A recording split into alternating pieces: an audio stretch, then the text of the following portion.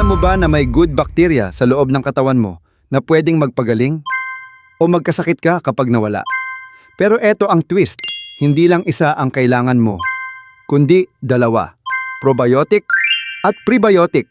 Ano nga ba ang pinagkaiba nila? At alin ang mas importante? Simulan natin sa probiotic. Ang probiotic ay mga buhay na good bacteria na direktang pumapasok sa tiyan mo.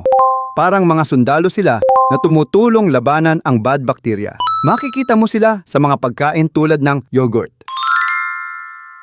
Yakult, kimchi, at iba pang fermented foods. Kapag umiinom ka ng probiotic, parang nagdadagdag ka ng good army sa loob ng katawan mo. Ngayon, punta naman tayo sa prebiotic. Ang prebiotic naman ay hindi bakterya.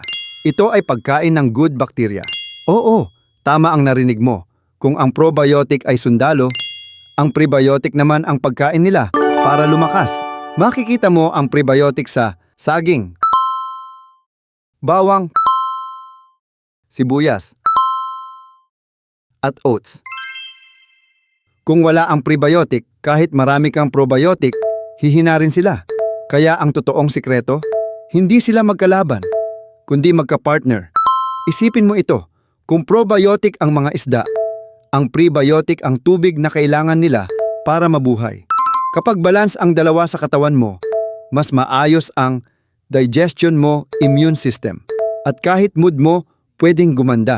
Kaya next time nakakain ka o bibili ng supplements, tanungin mo ang sarili mo, pinapakain ko ba ang good bacteria ko? O pinapatay ko sila? Dahil minsan, ang simpleng pagkain lang, ang susi sa mas malusog na buhay. Alagaan mo ang loob ng katawan mo. Dahil dito nagsisimula ang tunay na lakas. Kung gusto mo pa ng ganitong klase ng content, subscribe ka na.